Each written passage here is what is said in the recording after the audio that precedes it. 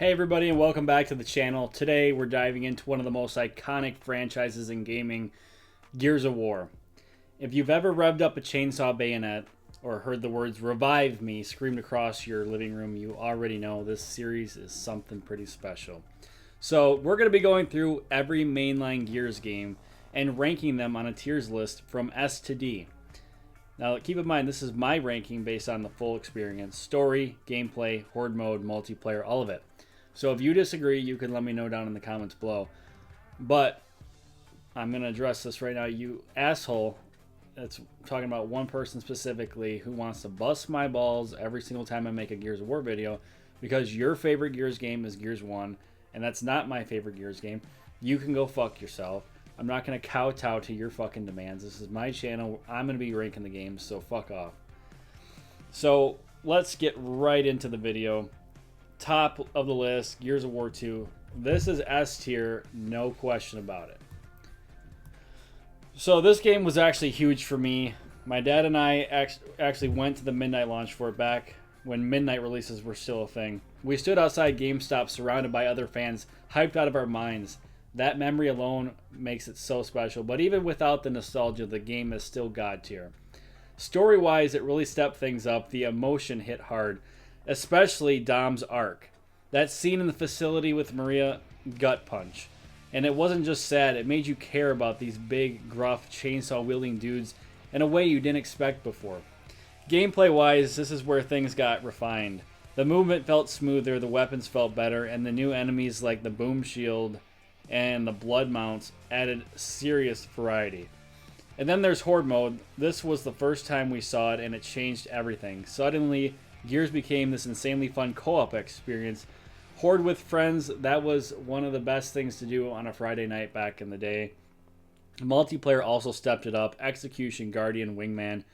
It was intense, and that shotgun was so overpowered. Yeah, the game had some balancing issues, but it was certainly a blast. This was definitely the peak of the 360 era, the Gears era. Everything just clicked. Right next to it in the S tier is Gears of War 3, and I think pretty much all of us agree on this one. My dad and I hit the midnight release for this as well, and I felt like it was the end of an era in the best way.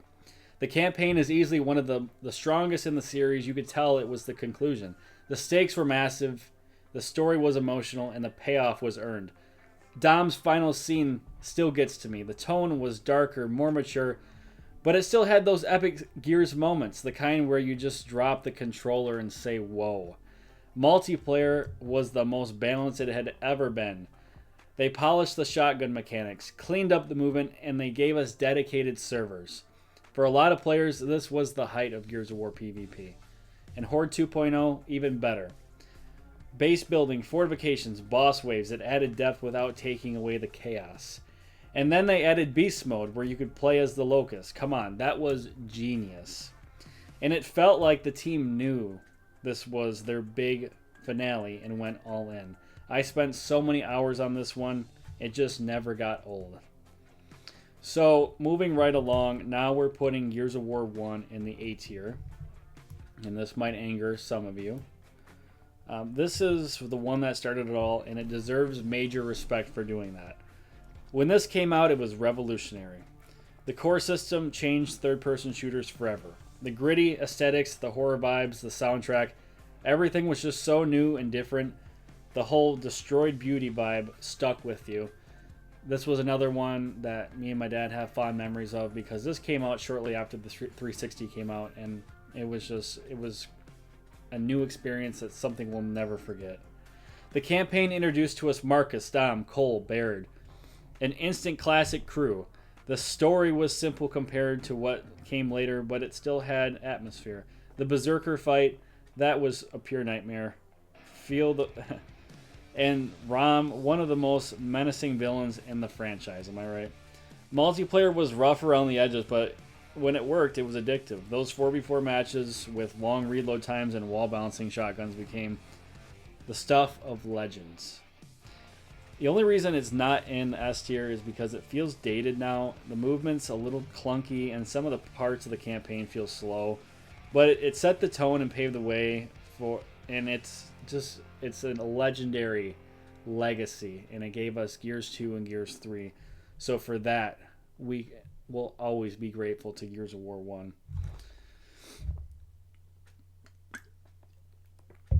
So moving right along, Gears of War 4. So this is going to be in the B tier. This game had a lot riding on it. The Coalition was taking over from Epic, and the fans were nervous, and I was right there with them. But I'll say this: it was safe but solid. The story focuses on JD, Kate, and Del, and while it didn't hit as hard emotionally as the old crew, I actually liked the potential. It was a passing off of the torch kind of deal. Seeing an older Marcus was a highlight. The man could say 3 words and still steal the scene. I mean, Marcus, he's, no matter how old he is, he's always going to be the best out of the crew.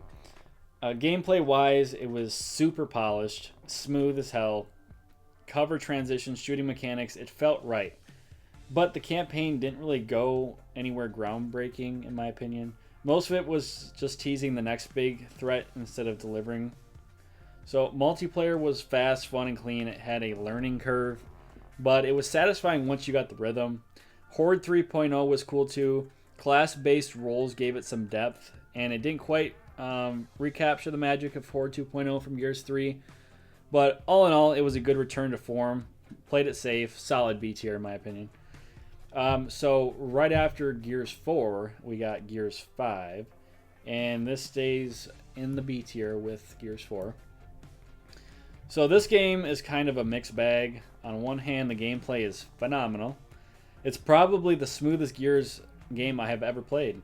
The shooting is crisp, and the semi-open world segments were a bold experiment. Some parts felt a little empty, but the environments were gorgeous, to say the least. Story-wise, focusing on Kate was the right call, some say. She has one of the more compelling arcs in the newer games. The choice you have to make near the end that really kind of caught me off guard. A multiplayer was solid, but not quite as hype as the older titles, obviously. Escape mode was a cool idea, but didn't really hook me. And Horde, honestly, it felt a little overcomplicated at times with all the classes and abilities. Still fun, just not as solid as the original trilogy. The graphics, absolutely phenomenal. Gears has always pushed visuals, and Gears 5 is probably the best looking game in the series. But despite all that polish, it didn't stick with me emotionally the same way 2 and 3 did. Great gameplay, just not a legendary title. So now we're down to 2 titles. Gears Judgment is going to go in the C tier. This one just felt weird. It tried something different with the mission scoring system, and while I appreciate the experiment, it made the campaign feel like a checklist. It didn't flow like a traditional Gears game. It focused on Baird and a younger Cole, which could have been cool, but it didn't really land to most people. The story is told in flashbacks, which sounds interesting on paper, but ended up being forgettable. The whole thing just felt disconnected from the main trilogy. The multiplayer had some new modes like Overrun, which actually was pretty fun, but it didn't have the longevity or balance of the past games. And don't get me started on the Horde, or the lack thereof. That was a major letdown at launch. This one just didn't feel like Gears. It wasn't awful, but it definitely didn't leave much of a legacy to me, honestly. And lastly, Gears Tactics. I mean, this is something that shouldn't have even been made. I really didn't even want to put it in the video.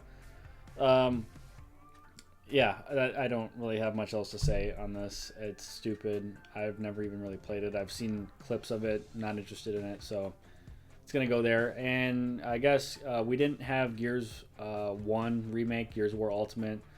What can I say? It's just the first game, but updated for the newer generation. It's solid. I mean, I've played it, and I enjoyed the crap out of it. So I'd probably just put it in A tier right along with the original Gears 1.